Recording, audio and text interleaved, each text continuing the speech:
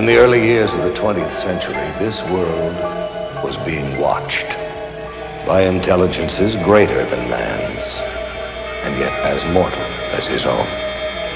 We know now that as human beings busied themselves about their various concerns, they were scrutinized and studied perhaps almost as narrowly as a man with a microscope might scrutinize the transient creatures that swarm and multiply in a drop of water. With infinite complacence, people went to and fro over the earth about their little affairs, serene in the assurance of their dominion over this small, spinning fragment of solar driftwood, which by chance or by design, man has inherited out of the dark mystery of time and space. Yet across an immense ethereal gulf, minds that are to our minds as ours are to the beasts in the jungle, intellects vast, cool, and unsympathetic, regarded this earth with envious eyes, and slowly and surely drew their plans against us. So began a science fiction bestseller published more than 75 years ago, H.G. Wells's War of the Worlds. It was written and read as harmless entertainment. Science fiction was just becoming popular. Fairy tales for adults. And yet that world of science fiction is all around us right now, less fictional with every passing day. The evidence is here. Our planet is indeed being visited by intelligences greater than man's. They travel in spaceships, in flying saucers. People all around the world are seeing these craft. The Italians call them disci volanti, the French soucoupe volant, the Russians letayushchi targelki. In America, we call them UFOs. There are literally thousands of police and pilot reports of UFOs, and over 900 landing trace cases have been documented. Cases where soil chemistry has changed. Swirled circles that testify to tremendous centrifugal force where something massive landed. But what? The military spokesmen of the great powers are suspiciously silent. Only one thing is certain. No earthly power has built aircraft that execute right-angled turns at supersonic speeds. And such craft are consistently seen and photographed tracking our test planes and space vehicles. Where do these alien craft come from? And what are their powers? And why are they visiting us? Are they perhaps reminding us that we are part of a vast cosmic connection, that we have links, even kinship, with worlds beyond Earth? Or are they, as more and more people believe, trying to tell us that the knowledge we need to survive, to grow, is right here on planet Earth, hidden in our science and in our past? Our planet is in crisis, and some say all this has happened before, a long, long time ago, to that mysterious, fabled land, the lost continent of Atlantis. In the 4th century BC, Plato in his dialogues vividly described an island continent beyond the Pillars of Hercules called Atlantis. Ancient Mesopotamian tablets refer to a land destroyed by the Great Flood. The Book of Genesis, the Koran, Mayan legends, the Epic of Gilgamesh, all speak of this once flourishing civilization, whose science, it is said, surpassed ours at the moment of its destruction. What became of Atlantis? According to the records of Egyptian priests, in one cataclysmic day and night, the entire continent sank into the depths of the ocean. Russian physicist Immanuel Velikovsky has suggested that Atlantis became the lost continent after a shift in the Earth's axis.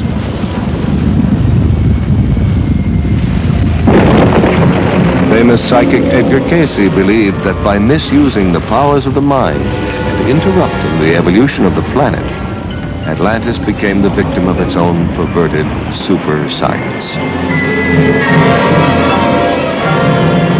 And the people of Atlantis, what happened to them? Were they all destroyed? Or did some survive the Holocaust and migrate by sea and air to other lands?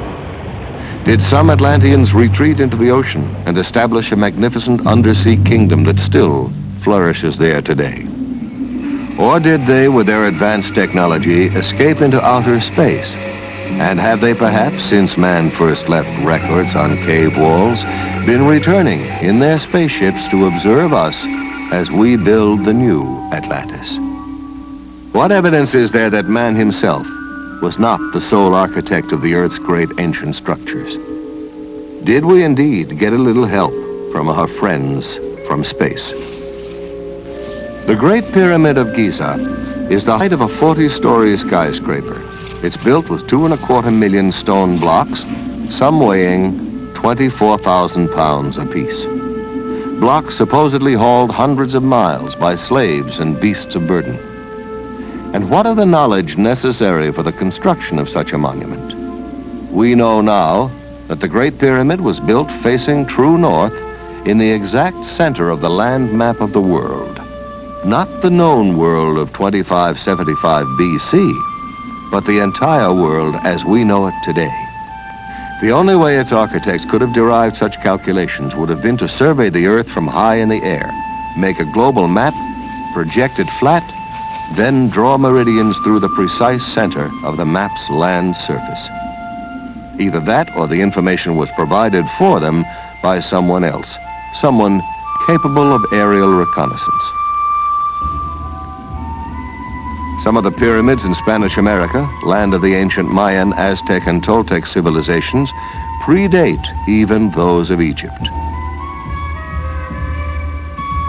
Tiwanaku, the oldest city in South America, is said to have been constructed by a race of giants whose homeland was destroyed by a great flood.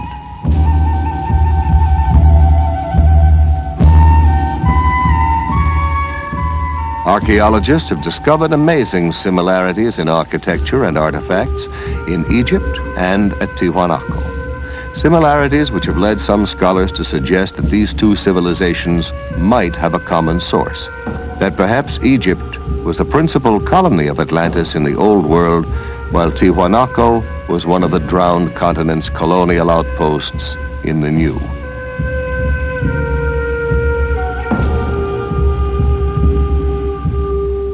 The sacred books and folklore of widely separated lands all tell of days when gods visited this planet wrapped in clouds or conveyed by fiery chariots. Are the gigantic statues on Easter Island faithful representations of ancient astronauts or Atlantean giants? And what of Stonehenge, Neolithic computer of the Druids? The parallel is not far-fetched, for it would take an IBM computer to decipher the functions of this calendar monument, to predict coming eclipses from the complex alignment of the massive stone slabs, each marking a position of the sun and the moon. And more astonishing, the inner measurements of Stonehenge in England and the dimensions of the Great Pyramid in Egypt both indicate the precise number of days in a solar year, which seems to suggest that the architects of these distant structures had access to the same information, perhaps even worked from a master set of blueprints. The question is, why?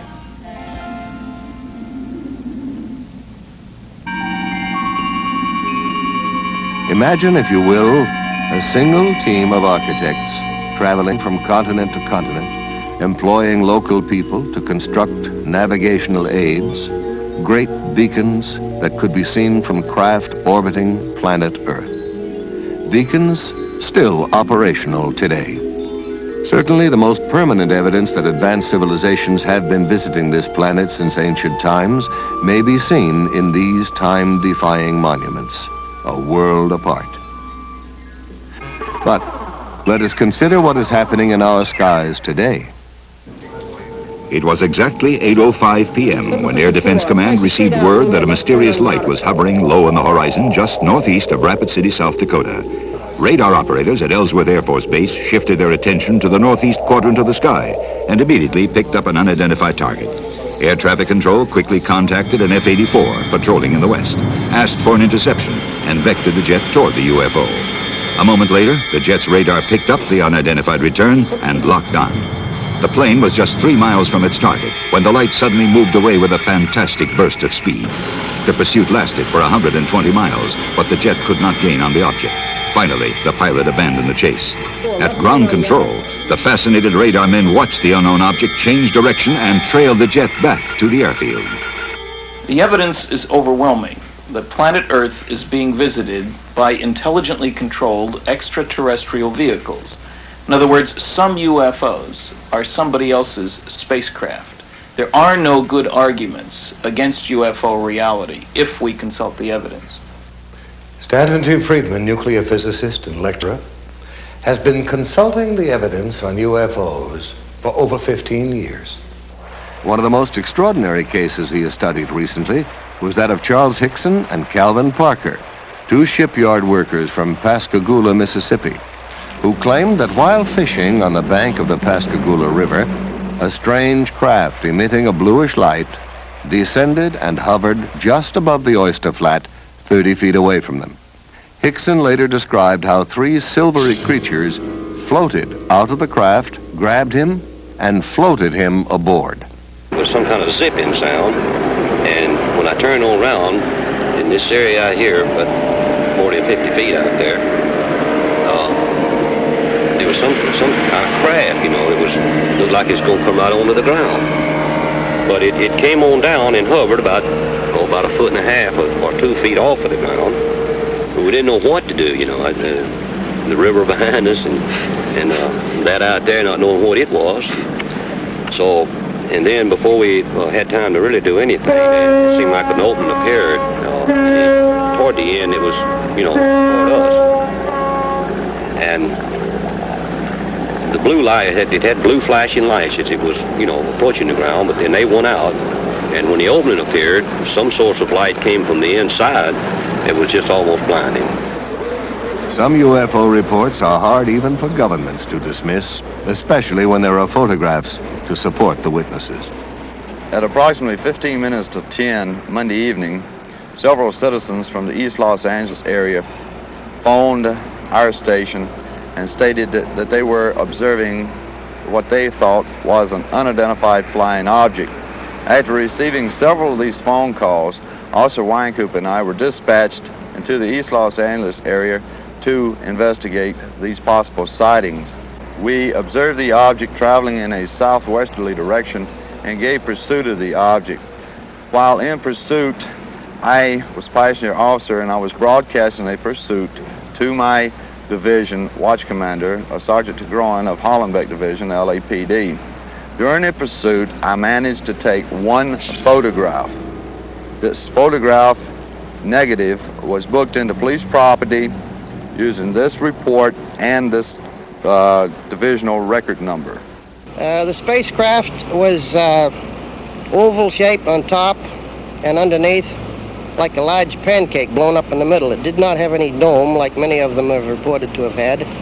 And it seemed to be about 200 feet in diameter and about 30 feet high. One of the best photographic sequences on record was taken of a UFO over Trindade Island off the coast of Brazil. Military and civilian observers on the Brazilian training ship Almirante Saldanha saw this metallic craft nearly 150 feet long moving in over the sea to circle the island.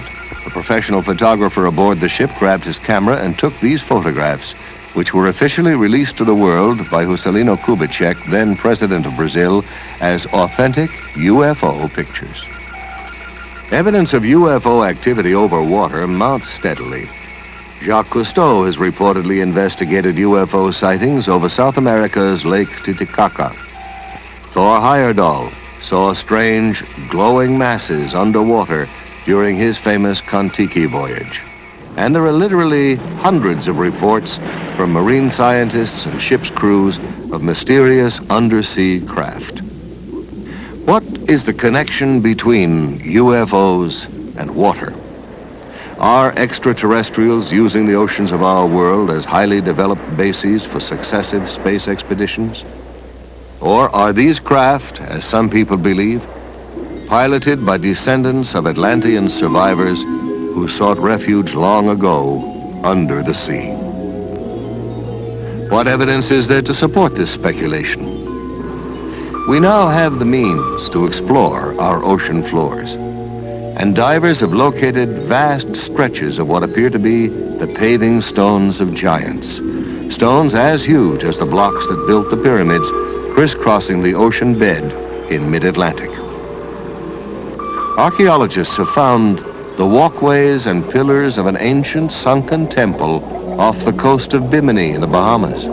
Are these undersea structures traces of one of the cities of Atlantis? Consider the mysterious triangle-shaped area in the Caribbean Sea that extends from the edge of the Gulf Stream about 150 miles east of Fort Lauderdale, Florida, to 40 degrees west latitude in the mid-Atlantic. Known in olden times as the Sargasso Sea, this area is a graveyard of the unexplained. It's a place where strange things happen to compasses. Strange things happen to time. Down through the centuries, this watery graveyard has claimed Spanish galleons, windjammers, steamships, supertankers, pleasure yachts, and aircraft. Almost all disappeared without trace, as if the tentacles of some mythical monster had reached out and seized them. This area is known today as the Bermuda Triangle, or Devil's Triangle. On December 5th, 1945, 5 TBM Avenger torpedo bombers under the command of Lieutenant Charles C. Taylor took off from Fort Lauderdale Naval Air Station on a routine navigational mission. Surface winds of 20 knots, skies clear, visibility unlimited. Suddenly, just 15 minutes before the flight was due to land, Fort Lauderdale Tower picked up Lieutenant Taylor's frantic voice. The time, 4 p.m. Calling the tower. This is an emergency. We seem to be off course. We cannot see land. Repeat, we cannot see land. What is your position? We're not sure of our position. We can't be sure just where we are. We seem to be lost. Assume bearing due west. Well, we don't know which way is west. Everything is wrong. We can't be sure of any direction. Looks like we're entering white water now. I tell you, we're completely lost. Then, at 4:25 p.m.,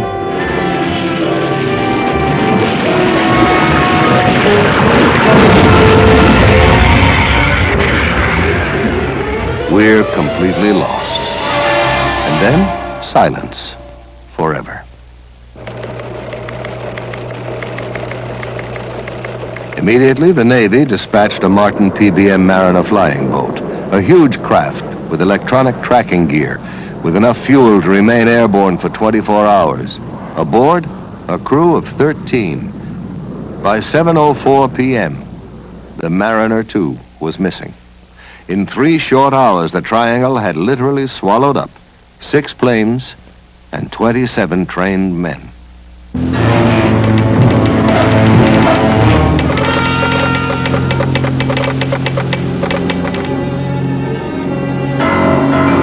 By dawn the following day, the greatest air-sea rescue search ever launched was underway. 242 aircraft and 18 ships scoured the area known as the Devil's Triangle, but not a trace was found. Not an oil slick, not a piece of wreckage, not a life raft. Nothing.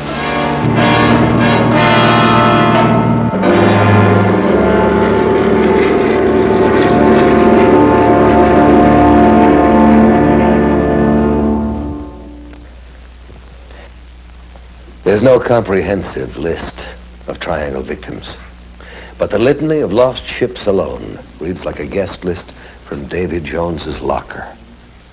United States ship Nina, United States ship Grampus, the steamships Santa Clara, Star Ariel, the Home Sweet Home, the steamships Hewitt, Corner, Slocum, the Marine Sulphur Queen, the Southern District, the City Bell, the George Boston, the Raifuku Maru, and on and on and on. Ship names that descend from mythology, the steamship Rubicon, the Nereus, the Proteus, the Cyclops, the Constellation, the steamship Witchcraft. Theories about the triangle range from piracy to tunnels into other dimensions, other time zones. Physicists have suggested that the lost ships and planes may have been victims of a magnetic phenomenon that disrupts radio communications, causes flight instruments to malfunction, but there is no conclusive explanation. The ominous question remains. Is this area controlled by some unknown intelligence? We are currently spending millions of dollars exploring the ocean's bed. Project Moho drilled 600-foot shafts beneath 12,000 feet of water in an attempt to decode the mysteries of the Earth's crust. And along with archaeologists and oceanographers, parapsychologists are joining in the search to locate evidence of the legendary lost continent of Atlantis.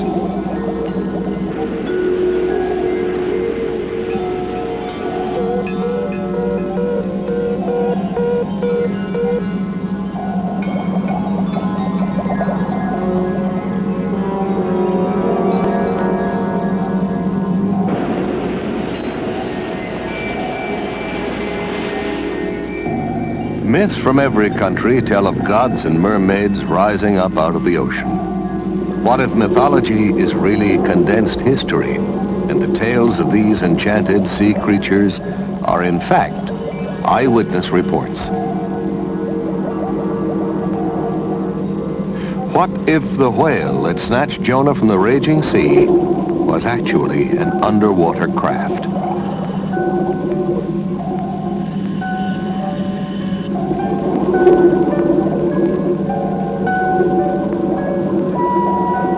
Undersea colonization may be a reality within our lifetime.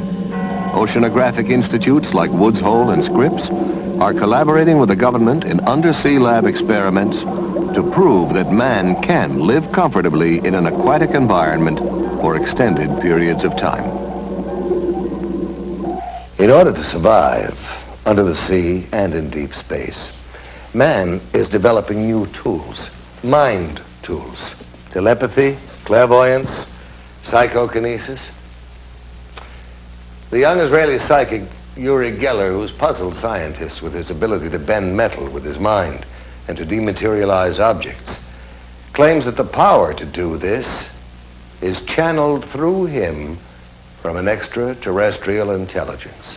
Well, if Geller is right, we all have a lot of new thinking to do. Meanwhile, the governments of both Russia and America are quietly sponsoring psychic research. Both countries have seriously considered using telepathy, the direct transference of thought from one mind to another, as a means of communicating with submarines and spaceships. Another country where ESP research is being carried out with the utmost objectivity is Czechoslovakia.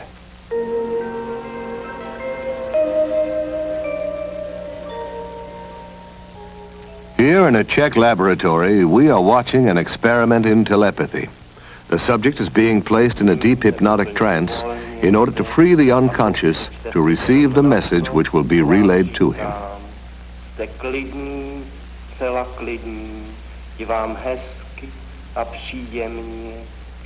First, the subject is placed in a deep hypnotic trance.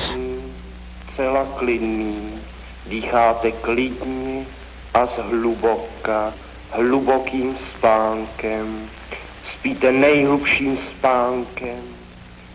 In this experiment, it is essential that there be no outside interference, that the subject's mind be clear to receive the mental message that will be flashed to him.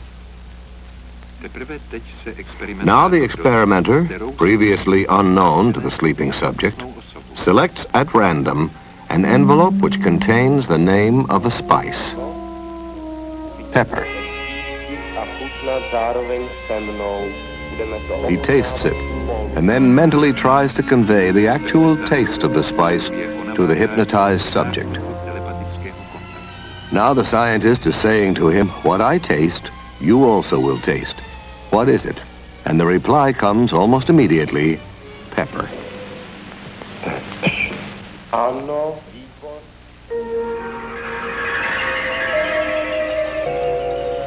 Psychokinesis, the ability to move physical objects with the force of the mind, is also a subject of intense interest to science and to the military. Here in Leningrad, under strictest test conditions, talented, sensitive Nina Kulagina makes the magnetic needle of a compass rotate by sheer mind energy.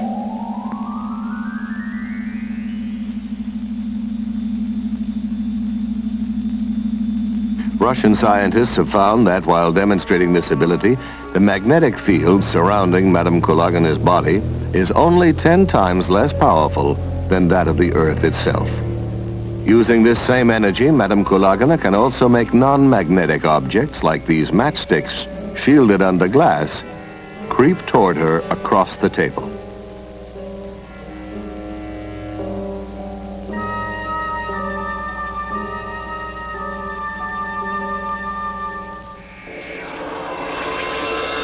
In the Philippines, psychic surgeons are reportedly performing major operations on patients without using any surgical instruments and with no form of anesthesia or bleeding control. Yet the surgery appears to be painless and paranormal healing takes place almost immediately. The most publicized of the surgeons, Tony Agpoa, is removing a pituitary tumor from the forehead of a California businessman, Donald Westerbeck, who flew to the Philippines after doctors had warned him of the risks involved in traditional surgery. Here in Westerbeck's own voice is his description of the result of his operation. When I came to the Philippines, I was very dubious about this entire process, but I felt that it would be a shame to have the operation first and find there was any truth to the Philippine phenomenon. Whatever comes out may or may not be the right kind of tissue. It may well be symbolic, but it is now 2 years since that operation, and the symptoms, which were progressing quite rapidly, have pretty much disappeared. I know that whatever happened in the Philippines had a certain effect on the progress of what was happening within my head.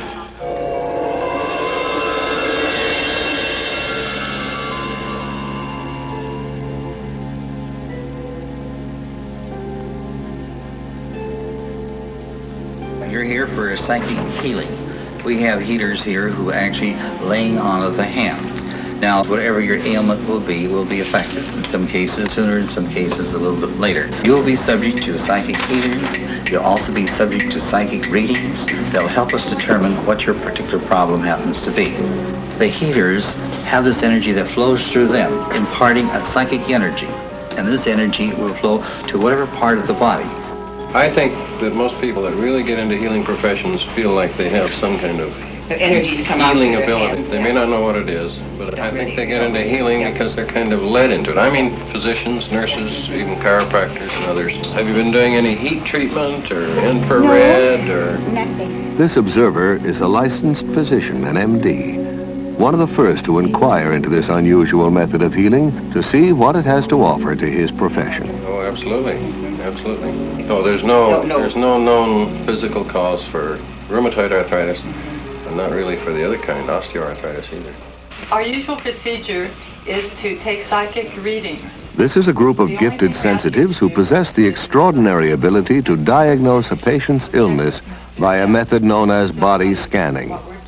They record their estimate of the possible illness by picking up vibrations directly from the sick person or by holding something belonging to her.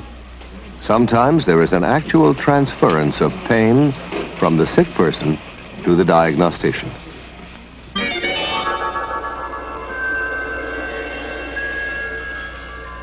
The idea of an energy field or an aura surrounding the human body goes back many centuries. In biblical paintings, artists attempted to depict it by painting halos or aureolae encircling the heads of divine religious figures.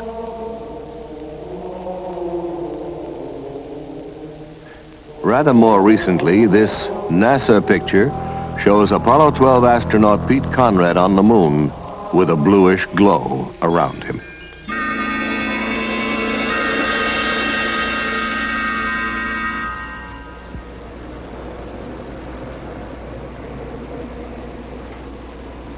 A leading American center of psychic research is the University of California at Los Angeles, where research psychologist Dr. Thelma Moss is experimenting with Kirlian photography, a revolutionary technique invented by Russian scientists Semyon and Valentina Kirlian, which captures on photographic plates the aura or energy field surrounding both organic and inorganic objects. Dr. Moss, could you tell us about your research here at UCLA? We've conducted about almost every area of research in parapsychology. That includes telepathy, thoughts going from mind to mind, moving objects at a distance. Primarily now, we're extremely interested in energy fields around the body. But probably the most fascinating work that we're doing right now has to do with a photographic technique that was first discovered in the Soviet Union called Kirlian photography, or more simply, electrical photography. And we've been able to get some pretty fascinating stuff on moving picture film using this technique, and I'd like to show it for you now, if I may. Okay, I'm going to turn on the film projector here, and we'll be taking a look at some of our work in motion pictures. Due to the efforts of experimental researchers such as Dr. Moss, the technique of Kirlian photography may soon be of practical use in almost every area of physical science. Inorganic objects photograph very differently from organic objects. Coins have a steady corona. We get the illusion that there is movement going around it, but the actual corona itself is static and its boundaries fixed, whereas human beings show a remarkably different effect. This is the right index finger pad, and we can see how brilliantly around his finger there are flares, and the corona keeps changing its pattern. We took a young lady and asked her if she'd get drunk. Here she is, 2 finger pads on her right hand before she's had anything to drink at all, and it is rather a placid effect. After 4 glasses of champagne, we see that she's become considerably brighter, and the gaps have closed. And from the backs of her fingers are emitted sparks from time to time. After 8 glasses, she is in a much better state. From the rear projection of her finger pads, there are brilliant effects. Now we tried before and during kissing. This is the left and right, male and female, before kissing, and we can see that the coronas of both are rather dim, with a gap definitely existing between their fingers at the point where they are almost but not quite touching. These same subjects were photographed during a kiss. Their coronas have become considerably brighter and in fact are reaching out toward each other, perhaps the woman reaching out a bit more to the man than the man is toward the woman. Here we find an extraordinary example which doesn't happen very often. Do you notice the red blob of light appearing between the 2 people? In anticipation, we like to think of the kiss to come. While kissing, the white and almost pink colors have become much more prominent, and it would seem the man on the left is perhaps enjoying the experience a little bit more than the person on the right. Now, Dr. Moss has also observed through the Kirlian process the dynamic interchange of energy between a psychic healer and his patient. Apparently, after a healing treatment, there's a sizable increase in the widths of the coronae surrounding the fingertips of the patient and a corresponding decrease in the healer's corona. Another fascinating aspect of Kirlian photography is known as the phantom leaf phenomenon. People who've had a limb amputated often say that they can still feel it, even complain of absent fingers or toes that itch. Now this, according to scientists, can be explained by the persistence of old sensory patterns in the brain. But for years, psychics have claimed that they can actually see phantom limbs still attached to the body. And now the Kirlian technique supports their claim. In Dr. Moss's laboratory, first they photographed an intact leaf, then cut away part of the leaf and photographed it again. For a short time, a phantom counterpart of pure energy remained where the leaf had been cut. making up a complete sparkling outline of the whole leaf. One of the most dramatic things in Curlian photography is the phantom leaf effect. Here is a leaf on the left side. It has been cut. We turn on the Curlian equipment by placing an electrode, and here we see no phantom. Where the leaf has been cut, there is a kind of gap. However, by lifting up the electrode and replacing it very vividly, you can see the brilliance of the phantom effect. Extending beyond the boundary of the cut leaf, we can see flares coming out from various parts of the leaf and from its cut end. We cannot explain the effect. We simply know that it exists and that we can take it. About 30% of the time, we obtain this phantom effect. Dr. Moss, have you investigated any other types of psychic phenomena? Oh, I'm called on frequently. Psychotherapists sometimes bring their patients in because they've got some problems. One of the strangest areas of all is when we are called, I would say we get 100 calls a year, to find out about haunted houses. People think their houses are haunted. And we did one extraordinary investigation with interesting results of a haunted house here in Los Angeles for the American Society for Psychical Research. Not far from UCLA is still another haunted house, inhabited by Mr. and Mrs. Robert Rice, their 5 children, and a ghost. Mr. Rice, when were you first aware that your house was haunted? It was the holiday season of Christmas in 1969. Did you see or hear something? Well, it was more of a feeling than either sound or sight. It was one of these things that there was an extremely strong presence in the house, and I got up, I'd say it was 1 or 2 o'clock in the morning, and began to look around the house. I searched all the rooms expecting to find a burglar, but there was no one in the house, but a very, very strong presence. Soon after this, Mr. and Mrs. Rice called in a psychic to find out if their house was indeed haunted. They were told that the ghost was that of a young architect who had become very disturbed and hanged himself upstairs in the attic bedroom.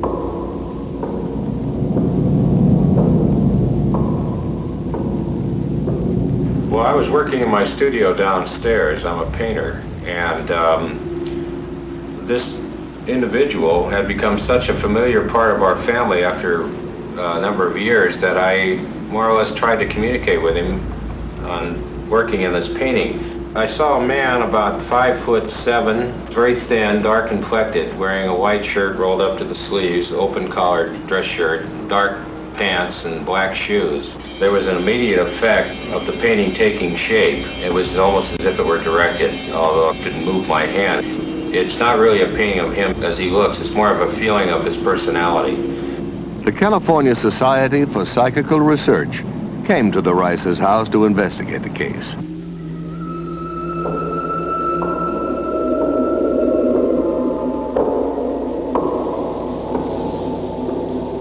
And they went through the house and the different parts of the house. Wherever they were, that they felt something, they would record that. They felt very strong feelings of him upstairs where he was supposed to have hung himself. There were unusual noises up and down the stairs, and it sounded like someone walking up and down the stairs.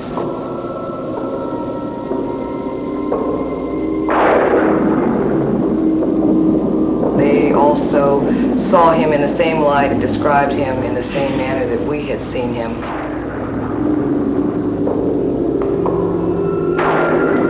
Much of their conclusions concurred with what we had told them ourselves. In view of the 5 children, there are absolutely no problems whatsoever. They're very aware of what's happened. It really doesn't bother them. They're used to the idea. We've never been afraid of him, and it's never bothered us living here, and we've been here for 5 years. Actually, we've kind of enjoyed having him as a silent member of the family.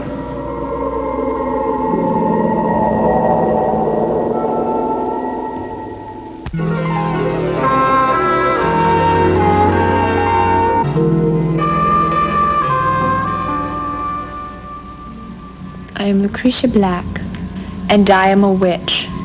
I practice witchcraft. I have always been a witch. I was born a witch, I was raised a witch, and my mother, grandmother, and great-grandmother were all witches. What is a witch? It's a psychic female who can project her energies and invade other people's subconscious minds, forcing them to do things they would not normally do.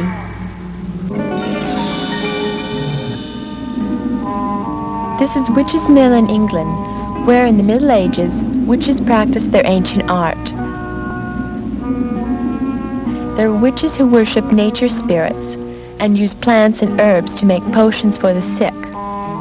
Witches who cast spells to dry up a neighbor's cow or blight his crop. Witches who wore charms and amulets to dispel the dark forces. In England, in medieval times, the church burned and hanged witches, blaming them when someone became sick or died. In France, Joan of Arc was burned at the stake because the church was afraid of her amazing psychic powers. Down through the ages, people with psychic ability have been falsely accused of being witches.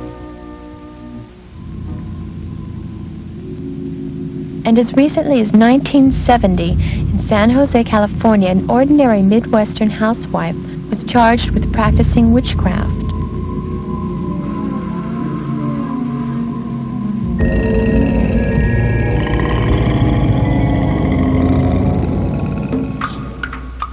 For years, we have seen people lying on beds of nails or walking on sword blades, and we've thought it was magic or fakery. Now we're beginning to understand there is a thin line between magic and what we call mind over matter. And science has begun to study the people who perform these feats. Here in Hawaii, members of an ancient tribe walked barefoot through fiery coals without suffering pain or injury to their skin.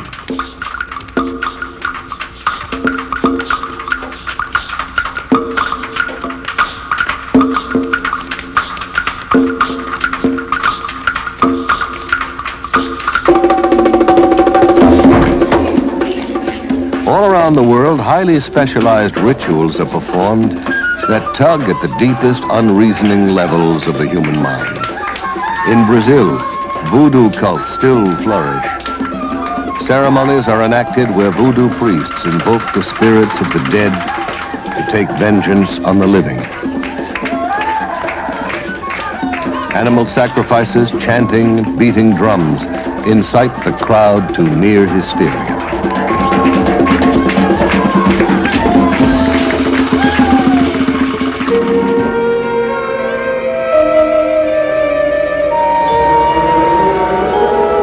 Questionable occult ceremonies are not limited to the more primitive areas of the world. In San Francisco, as in other American cities, Satan is alive and well. And to prove it, here, with the full cooperation of the men and women involved, is an actual celebration of the Black Mass.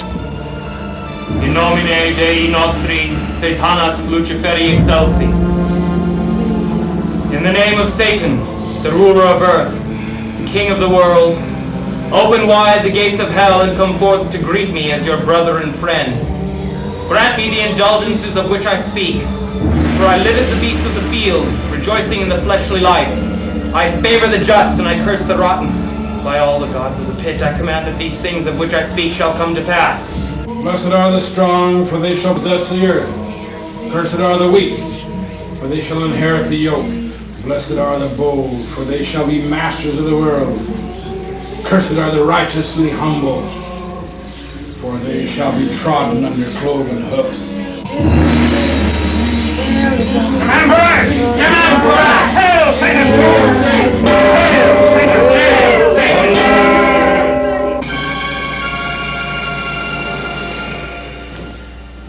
Some people still allow themselves to be seduced by the theatrics of dark and sterile practices. But most of us are reaching out to a new, exciting future. There is now a generation born to the knowledge that man can leave the earth. A generation prepared, even eager, for contact from beyond earth. And we're beginning to explore inner space to learn about the amazing psychic potential of the human mind. Where then do UFOs fit into our newly expanding awareness of the paranormal? Perhaps investigative reporter Ralph Blum, author of Beyond Earth, a book about man's contact with UFOs, could answer that question for us. Mr. Blum, what do you think about the UFOs? I think we have to consider them as an example of Murphy's Law. Murphy's Law says that if something can possibly happen, it will. There doesn't seem to be much doubt that UFOs are happening, that they are real physical objects occupying both physical space and time. But the data also implies that UFOs may not actually fly here over vast, enormous distances, but simply materialize here, function as physical craft while in our atmosphere, and then dematerialize. I've interviewed Air Force pilots whose mission was to acquire UFO footage, men who've tracked and photographed UFOs and then just watched them vanish. Professor J.H. Bruning of the University of Mississippi has pointed out how closely a UFO experience resembles a psychic event. In both instances, something that, according to the rigid rules of science, shouldn't be there, appears and violates the known laws of space and time and gravity. Ghosts and UFOs seem to have a lot in common. Ghosts materialize, seem to float or hover above the ground, often communicate telepathically, then dematerialize, just like the reports of UFOs and their crews. These and other fascinating phenomena such as time loss, teleportation, and spontaneous healing are all associated both with occult and UFO experiences. And I'm inclined to agree with astronomer Alan Hynek, who suggested that we may be dealing with an intelligence that knows more about the physical world than we do, more about the psychic world, and is using it all. Mr. Blum, I understand that you got down to Pascagoula, Mississippi, just 36 hours after Charles Hickson and Calvin Parker had their UFO encounter. Yes, I did. It was the first time I'd seen for myself the profoundly disturbing effect of such an experience, not only on the two men, but on the entire town. Nothing that powerful had happened to Pascagoula since Hurricane Camille hit the Gulf Coast. And it was quite impossible to sit in the same room with Charlie and Calvin and not believe that something terrifying had happened to them. They had me one on this arm like this, and on the other one, they had my other arm like that.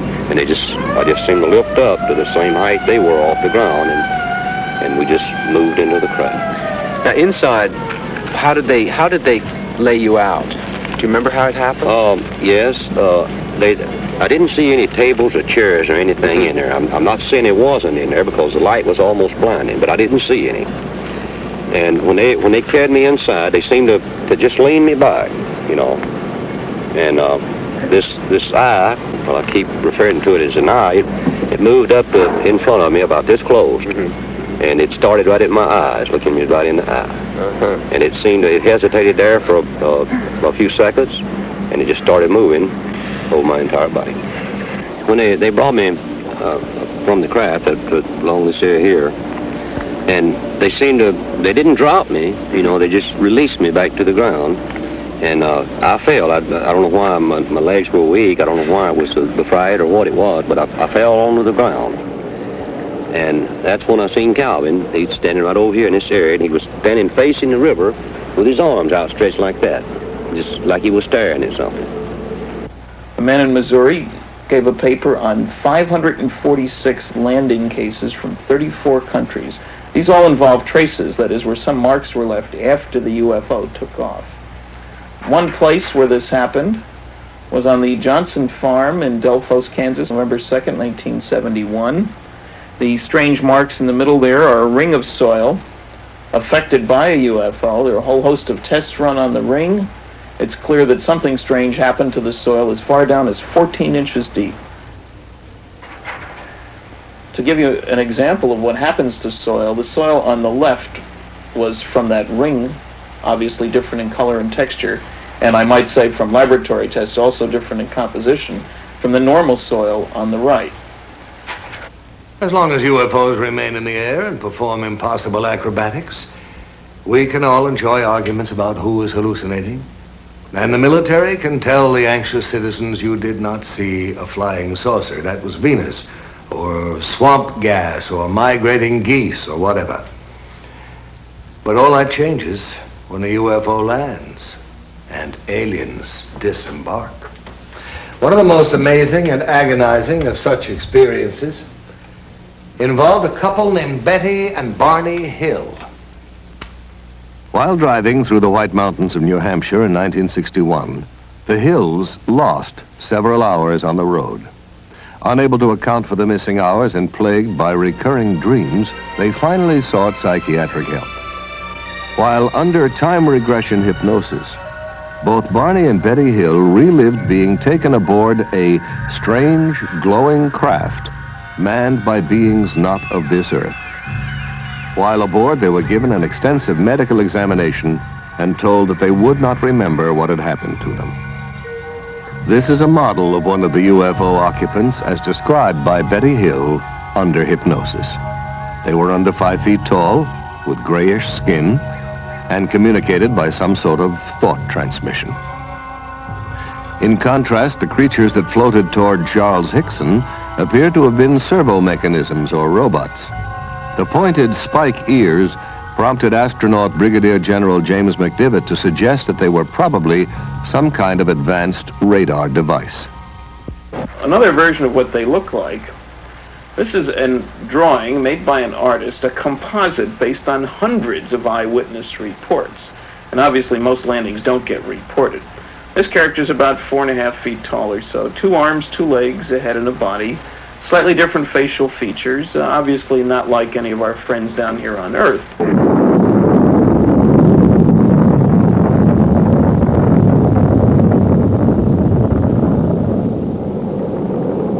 However, there are definite parallels in behavior. They have Earth excursion modules, which behave very like our lunar excursion modules. Take our Apollo program. We have strange-looking flying craft carried on board a launch vehicle. They hover out in the boondocks on the moon, land, a couple of humanoid-looking creatures climb out, wander around, pick up rock samples, play games, then re-enter their craft, lift off, disturbing the soil behind them, rendezvous with the mothership, and zip off toward another planetary body. The same sequence, in fact, that have been observed here by UFO witnesses. One of our pioneer astronauts was Brigadier General James McDivitt.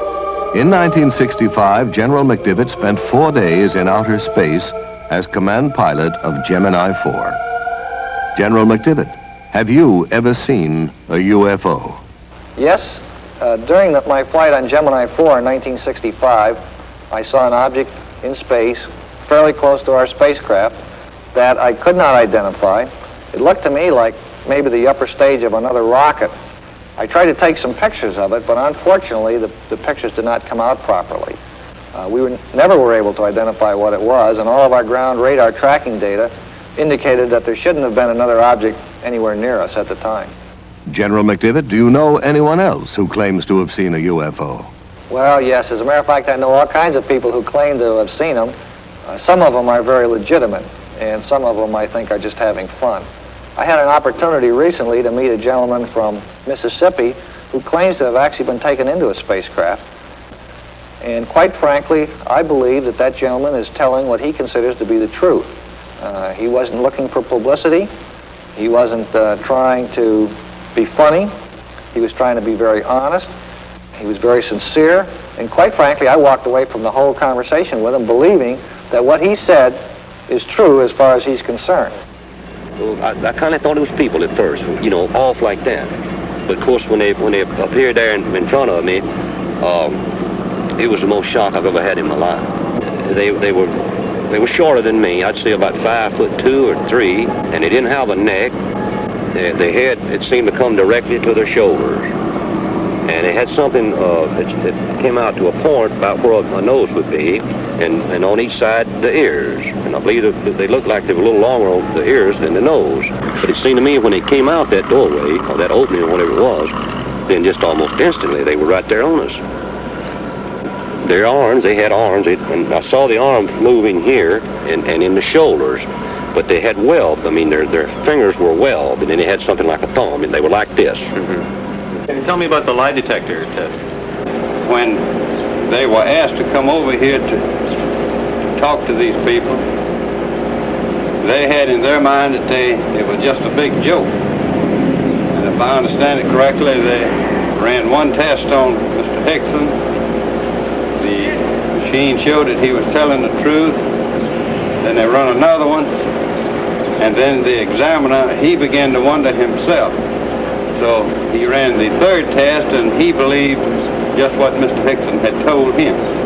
Sheriff Diamond, can you tell me just what happened that night? We questioned them at length. And then we left the room and recorded all the conversation they had. Recorded between the two of them.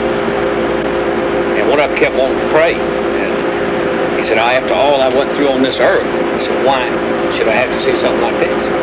Calvin Parker, I was questioning him, and at one time he wanted to climb the wall. That's how nervous and how shook up he was. But since I was down there, and since I was a physician, and several other scientists and investigators were asked to consult and look into the situation, I was asked would I mind if I would be present, and I said I wouldn't mind at all. And while it is still very difficult for us to believe that a spaceship landed and that robot-type creatures came out and actually took these two people into the spaceship, these men, in my opinion, believe that they saw this and that they were being honest in reporting what they have reported. Charles Hickson's story is not unique. UFOs first soared into the news in this country in 1947 when pilot Kenneth Arnold saw 9 disc-shaped objects skimming along at high speed and in an unconventional manner, like a saucer would if you skipped it across water. A newspaperman who interviewed Arnold coined the term flying saucer, and over a quarter century of sky watching began. For 28 years, these metallic disc-shaped craft, tens of meters in diameter, have been seen around the world, from Paris to Papua to Pascagoula. Although science has failed to supply a generally accepted explanation of UFOs, the subject has been investigated by the United States Congress. In 1968, Congressman J. Edward Rausch of Indiana chaired the House Committee on Sciences and Astronautics Symposium on UFOs. Congressman, do you believe UFOs are somebody else's spacecraft? Well, I hesitate in answering the question only because of this. I don't know, but my imagination tells me that perhaps, just perhaps, there is something that would permit a man to travel faster than light. Perhaps there is something that would permit an intelligent form of life from another planet revolving around another star to make that long trip. And that way they left out hundreds of reports by... For more than 20 years, Major Donald E. Kehoe, U.S. Marine Corps retired, has been reporting on the world of flying saucers. I understand, Major Kehoe, that like physicist Stanton Friedman, you believe that we are being visited by intelligently controlled vehicles from other planets. I do, and I agree with the Air Force. They've had a secret conclusion to that effect since 1948. A few years ago, I conducted a symposium here on Capitol Hill, and the participants of the symposium were scientists of some renown. They were scientists who had an interest in UFOs. And during the course of that symposium, photos were presented which purported to be UFOs. One of the scientists who analyzed the photographs at Congressman Rausch's hearings was Dr. Robert M.L. Baker, Jr., who has consented to evaluate for us 2 UFO films from the files of the Smithsonian Institute in Washington, D.C. We see here the Montana 1950 film showing 2 bright objects taken by Nicholas Mariana of Great Falls, Montana. The natural phenomena that is often given as a source of these images is airplane reflections.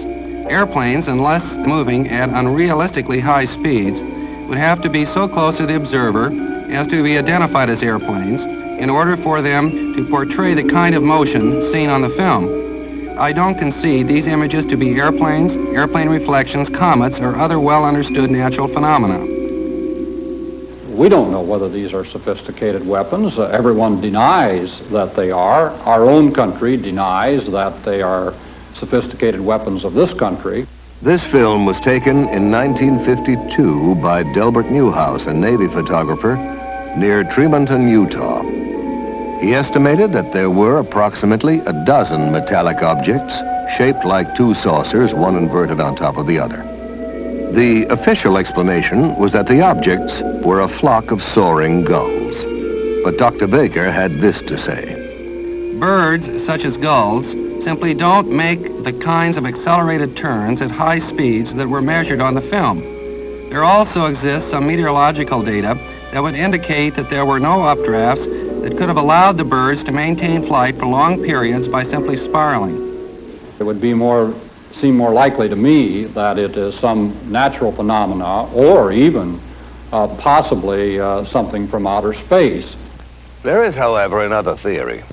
The Bermuda Triangle is not the only area in which navigators have been troubled by the odd behavior of magnetic compasses. As every school child knows, something strange happens to your magnetic compass as you voyage into the Earth's polar regions. Scientists have turned to space, to the upper atmosphere, even to the sun, to account for this magnetic anomaly. But responsible reports suggest a greater mystery.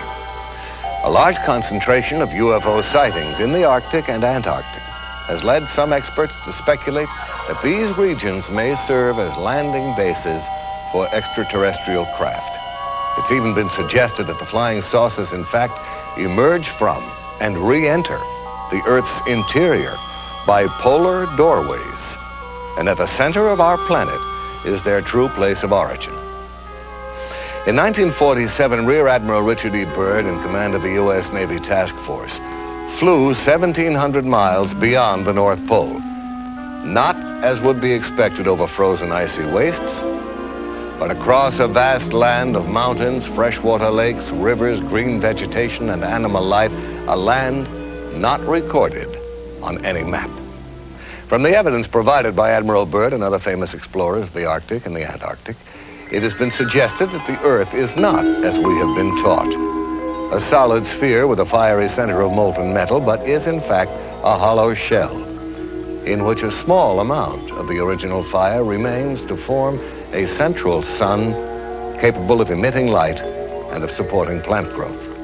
It has even been claimed that the huge mammoths found frozen in the polar ice are not prehistoric, but were animals from the Earth's hollow interior that wandered to the surface and froze to death. Proponents of this theory estimate that the Earth's crust is approximately 800 miles thick, with openings at its polar extremities.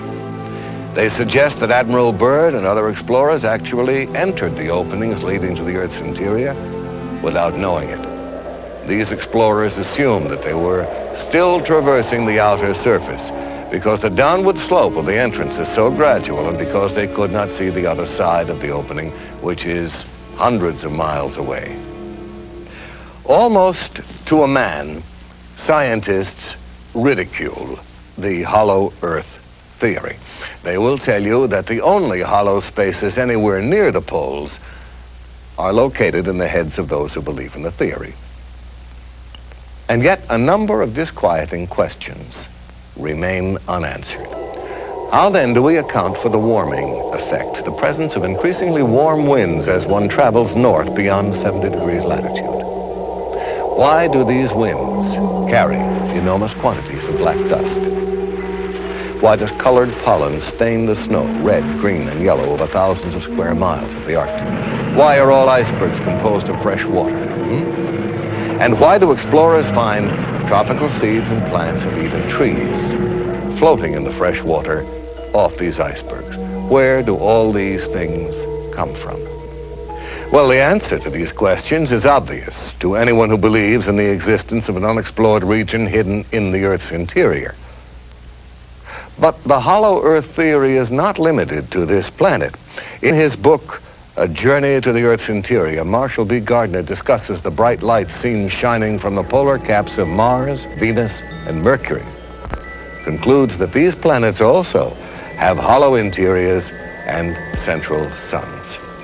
According to Gardner, the aurora borealis, the northern lights, result from the rays of that central sun inside the Earth, projected through the polar opening into the night sky. Now, before we join in the laughter of scientists at these notions, we should remember that 100 years ago, the world's most prominent astronomers staked their reputations on the fact that rocks did not fall from the sky. Today, these rocks are called meteorites. Science, like any living thing, must grow. Now, one of the crucial new questions for scientists is how to travel through deep space. Are there cosmic arteries, openings maybe in the fabric of the space-time continuum? In the past, man ascribed immortality to the stars. But now we know that, like ourselves, stars are born, grow old, and eventually die. At the end of their lifetime, stars only a little heavier than our sun suddenly blaze up in a supernova explosion, becoming giant galactic flares that collapse into white dwarfs and then eventually burn out to become black dwarfs, each about the size of the Earth. If the star is somewhat heavier, it will collapse to a much smaller and far more compressed neutron star, about 10 miles in diameter. But what happens to stars at least 3 times the size of our sun? Those which do not reach a quiet old age as a neutron or dwarf star. Scientists believe that the collapse of these enormous stars is so powerful that once it begins, nothing can ever stop it. They continue to shrink until the gravitational field surrounding them is so strong it becomes completely closed off from the rest of space. Nothing that enters this region can ever escape, not even light. And so these stars become invisible black holes in the fabric of space. Stars that have blinked out and died, yet are still there, exercising a devastating effect on every particle of matter that enters their gravitational fields. Where gravity is so intense, it warps space, imprisons light, halts time. Astronomers are now speculating about the possibilities of huge rotating black holes in which the tremendous distortion of time and space is so extreme as to generate a passageway to another world. A future astronaut plunging down a rotating black hole could perhaps never return or communicate again with our world. But he might emerge in a different time, a different corner of the universe, or perhaps even a different universe. And it's not so unlikely that an advanced technological civilization could have overcome the hazards of black hole travel, harnessed their power to voyage through time as well as through space. In his stunning book, The Cosmic Connection, astronomer Carl Sagan imagines for us a federation of societies in the galaxy that have established a black hole rapid transit system in which a vehicle is rapidly routed through an interlaced network of black holes to that black hole nearest to its destination. As even more dramatic evidence of interplanetary penetration, we can look to Siberia just after the turn of the century. An unidentified space object hurtled toward Earth at over 30,000 miles an hour. Trailing streams of fire, it broke into our atmosphere, and then came the explosion.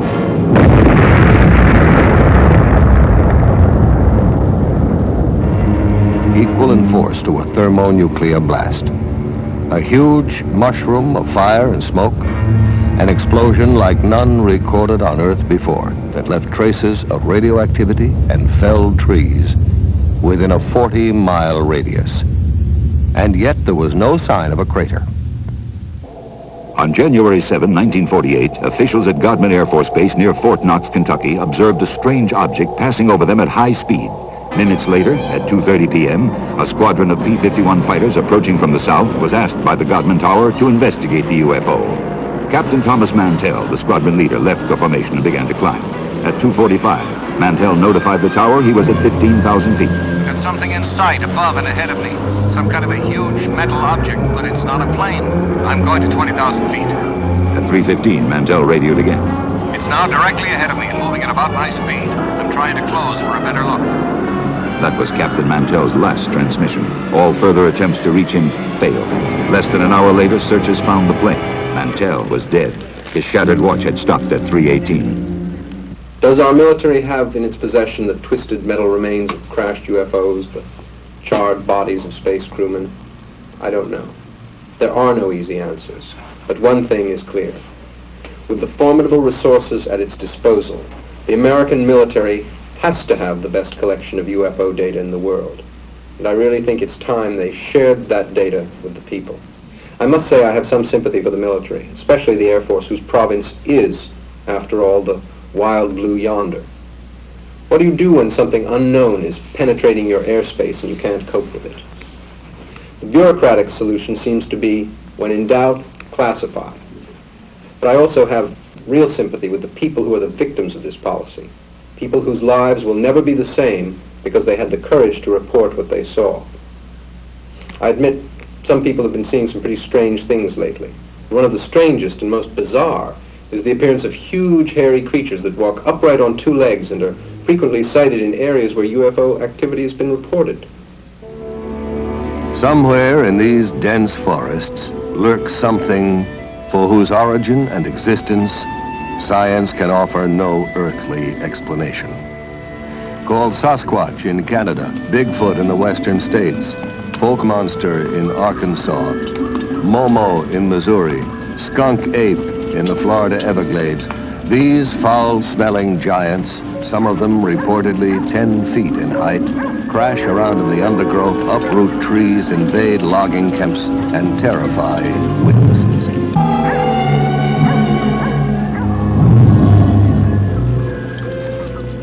What are these creatures? Where do they come from? How did they get here? Recently, an astonishing number of Bigfoot reports have coincided with UFO sightings and landings. Are the UFOs dropping these creatures here to see if they can live on our Earth? And why has no one found any bones or the remains of one of them? Do these giants, as psychic Peter Herkus claims, decompose into powder when they die? Or are they perhaps picked up again by the UFOs to be examined in alien laboratories?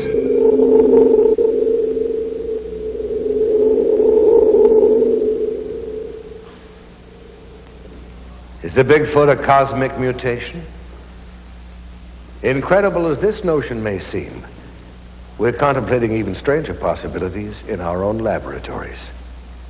In 1818, when Mary Shelley first conceived of the Baron Frankenstein, the idea of one human being fabricating another was sheer fantasy. Now the inconceivable has become a near reality, as scientists around the world do research in the new and ominous field of genetic engineering. By a process known as cloning, we can now reproduce genetically identical copies of an individual organism. Already, experiments in cloning plants and lower animal forms have been successful. The way has been paved for similar experiments with human cells. At the University of California at San Diego, Dr. Walter Desmond is carrying out research in cloning. In this laboratory, we're working with a variety of cultured cell lines. These are cells originating from various tissues in the body, which can grow essentially forever in culture vessels. The material from which we start, the animal tissue, is made up of a number of different kinds of cells. Since we are often interested in studying only one cell type, it is desirable to have cultures which come from a single cell. We would expect then all cells in such a culture to be identical. This is accomplished by cloning, putting a very small number, even one cell, in a culture dish and allowing the individual cells to grow. Colonies of cells arising where there was originally only one can be isolated and studied with the assurance that all of these cells are of identical origin. There is still some question whether cells of higher animals have this potential. At the University of Indiana, Dr. Janice Brothers has been doing extensive work on the development of lower animal forms, such as salamanders, from a single parental source. Thus, the new specimen salamander grows up to be essentially an identical twin, a generation removed, of the single parent. Axolotls are a type of salamander which come from Lake Yacamoco in Mexico. The axolotl is useful to scientists because many mutations have been described in this animal. The development of each characteristic of the body is controlled by genes. A change in a gene is called a mutation. Some of the mutations that have been found in the axolotl affect the development of the eye, heart, legs, skeletal system, and the pigment. The golden and white axolotls are animals which have pigment mutations. The 4 large dark axolotls swimming in the aquarium are a clone of nuclear transplants made by transplanting a nucleus from the cell of a normal embryo into an egg which has abnormal cytoplasm.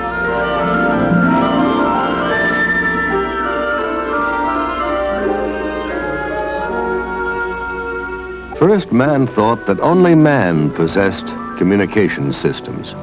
Then we made friends with the dolphin. And now plants take their place among the communicating life forms of this planet. Since 1969, Marcel Vogel, a senior research chemist at IBM, has been actively engaged in the study of man-plant communication. Vogel believes not only that plants respond to our thoughts, but that they are supersensitive instruments for measuring our emotions. Working with green, broad-leaved houseplants like this philodendron, Vogel wraps a copper wire around the plant and attaches a small stainless steel electrode to the plant leaf. The wire is then hooked up to an amplifier and polygraph recorder, and he is ready to establish a stable baseline, a sort of plant heartbeat on the graph. One of the earliest experiments that we did was the threat of attacking. With the help of his assistant, Chuck Mignosa, Vogel will now attempt to project thoughts of attack and then monitor the plant's response.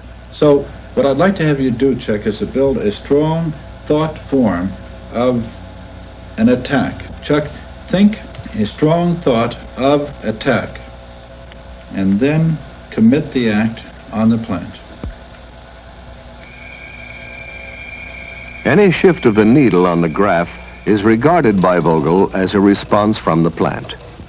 When the needle jumps wildly, it is the electrical equivalent of a human scream.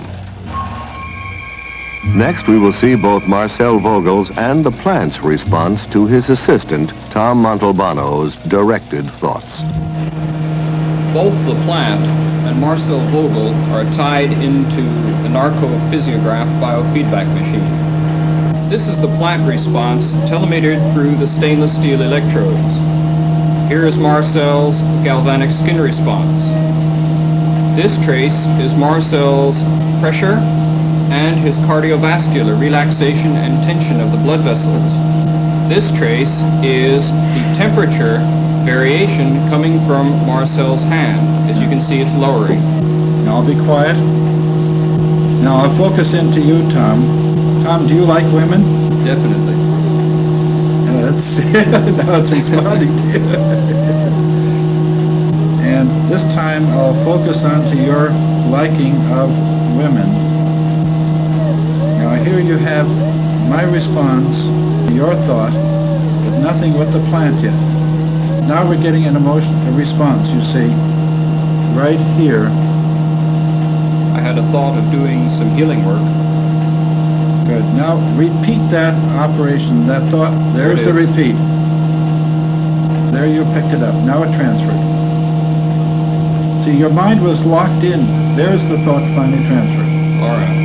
Look at this. There's a response to our personal interaction. It's always a thrill to me when I see this happen, because it's hard to believe that we are all linked together with thought.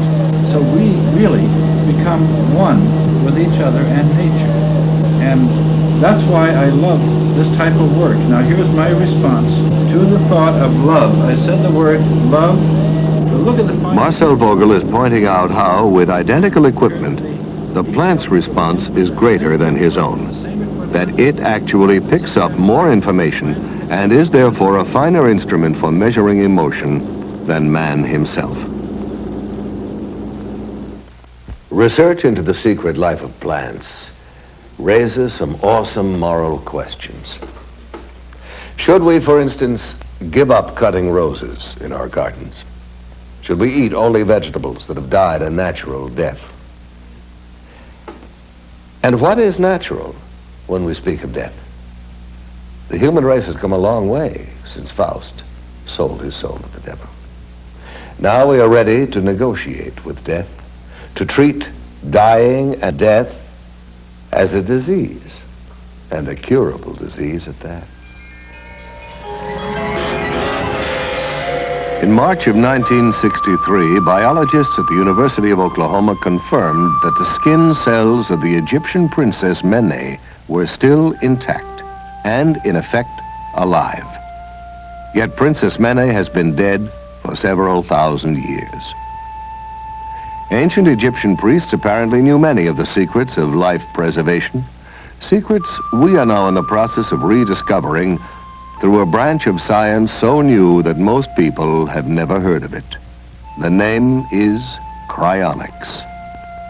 Cryonics is a program of extended life.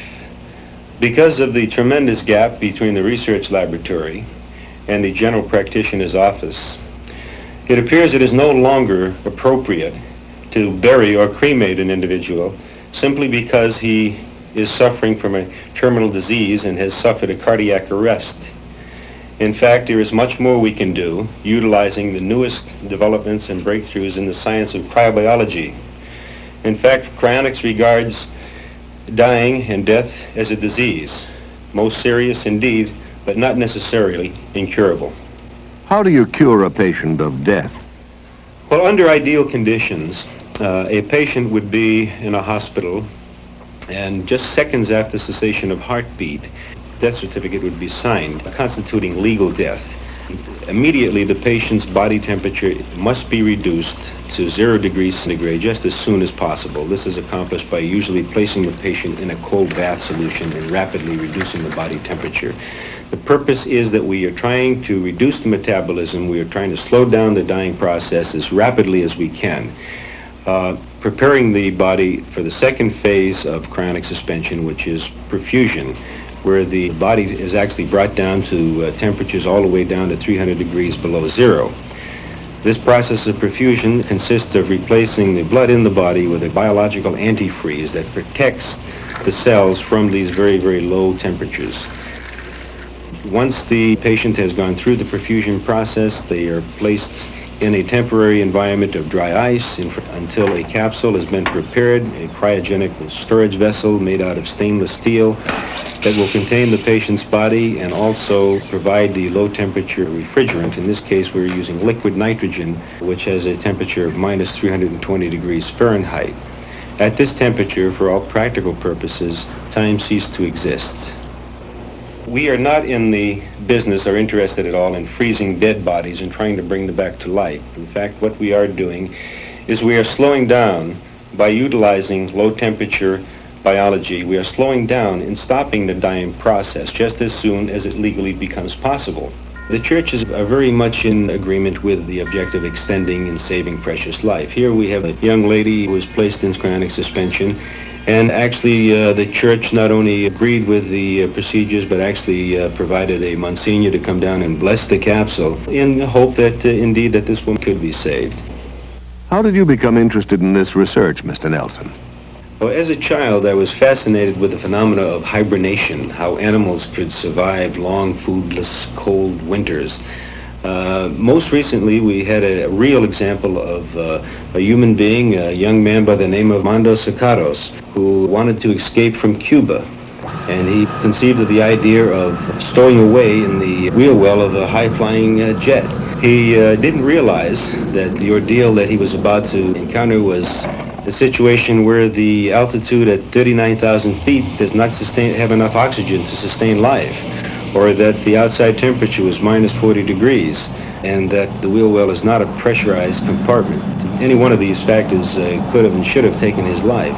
8 hours later, when the plane landed in Madrid, Spain, young Armando fell out onto the pavement, frozen, no heartbeat, and to the astonishment of everyone, about an hour later, they detected a faint heartbeat, and several days later, he was nearly recovered, and 56 days later, he left the hospital well. Scientists from around the world came and examined the young man, marveled at what he did could not be done by their present understanding, and the ultimate conclusion was that Armando Sacaros was indeed the first artificially induced case of human hibernation. In the past several years, NASA has been allocated millions of dollars for hibernation research as a possible aid to space travel. Now, personally, I think it would be a very brave man who would agree first to be frozen alive and then sent out in a rocket to Mars. Is it possible, in fact, Mr. Nelson, for people to be cryonically suspended while they are still clinically alive? Not legally in this country today, in my opinion. We often have requests from patients, terminal patients, who are suffering terribly from cancer or other diseases, and who would like to have their bodies cryonically suspended as soon before they suffer the final stages of death and the agony and so on. However, it is not possible because of the legal definition of death. The process cannot be started until cessation of heartbeat. But it definitely would be to their advantage biologically, medically, and I hope someday that we will be able to actually apply these procedures to patients when they are in a terminal condition, if that's what they desire. To some people, this is one of the most gruesome, I might even say chilling, developments of the biological revolution. But not, I think, as threatening or as mind-stretching in its implications for the future as is cloning. I recall reading a French essayist who suggested that when man is on the verge of creating life, God will return. He will smile wryly and announce, "Closing time, gentlemen, please." No, not long ago, the concept of growing a whole organism from one cell asexually in a laboratory would have seemed impossible. But already scientists are contemplating the cloning of human life. Dr. Richard Siegel, professor of genetics at UCLA, has agreed to discuss some of the ethical, the social, and even the political implications of science interfering with evolution. Dr. Siegel, is it likely, in your opinion, that cloned man will become a reality in the near future? The very definite possibility exists that in the foreseeable future, it will be possible to clone the most complex mammal of all, man himself. We have the theory, we have the scientific know-how. However, some of the very specialized techniques that are required have not yet been achieved. But there's reason to believe that with the concerted effort, some of the barriers that now exist can be avoided. Were human cloning finally achieved, and I must emphasize that it has not yet been done, I think that it would raise some very remarkable ethical problems for all mankind. After all, here would be a group of people who would have no proper father, no proper mother, no family, who would recognize from the outset that they were Xerox copies, as it were, of people who exist or had recently existed. And to contend with this through their lifetimes would present a most difficult problem that would finally have to be dealt with. Whether it would be psychiatric, psychological, I don't know. I would not like to be a Xerox copy myself. Certainly cloning would raise, too, some very practical problems for man. For example, one can think immediately a dictator who could clone for himself a superior fighting force, people that would be virtually invincible as an armed force, people who could be programmed so that they would have no mental blocks against fighting. They would have no question but to go out and kill or do the bidding of the dictator. Now here's another possibility, really very intriguing, but at the same time quite frightening. We can imagine that a very wealthy, very powerful individual might have a dozen or so clones of himself prepared. And these could be kept in storage, as it were, and could be used when called upon as a source of spare parts. For example, when this wealthy old man's heart began to give out, he could get a new heart, a transplant, from one of his cloned copies. And there would be no danger whatsoever of transplant rejection. The heart would be destined to take and would function normally. And similarly, in the case of some horrible accident, if a leg were removed or horribly damaged in the case of the wealthy man, a spare part again could be taken from a cloned copy, and this could be used to function. But here's the question. What do we do with the copy? from whom the spare part has been removed. What indeed would we do with all those pieces and parts and almost persons? What would we call the debris? Has man become too arrogant? Do we already believe there is nothing that science and technology could not eventually solve? Are we indeed the new Atlantis? The challenge that confronts us is as enormous as it is exciting. We are ready to tap new resources: telepathy, psychokinesis, Bigfoot and black masses, UFOs and Atlantis, Kirlian photography, cloning, and cryonics. These subjects all have one thing indisputably in common. People want to know more about them, to learn to forge new tools for mankind's future on Earth and beyond. Where are these new concepts and talents coming from? Are they imprinted in us from the beginning? Or are we being programmed from without, in the sense that the Lord once programmed Moses for survival? Are some of us again in contact with angels, technological angels, if you like, who are better at the game and wiser? I don't know. I think that they know more of what's going on down here on this earth than we think. And I don't know, they might have been, you might say, looking for somebody that could, you might say, hold up under the strain and convince people that there is another world and there's some kind of life on that world. They. Who are they? Well, we're living in a troubled time. So perhaps the most pleasing theory is that they are from planet Earth itself, from far in the future, when we have at last learned to travel backward in time. I like that. Because if that theory is correct, if they are our own descendants, if they are from the future, why then it means we made it. We survived.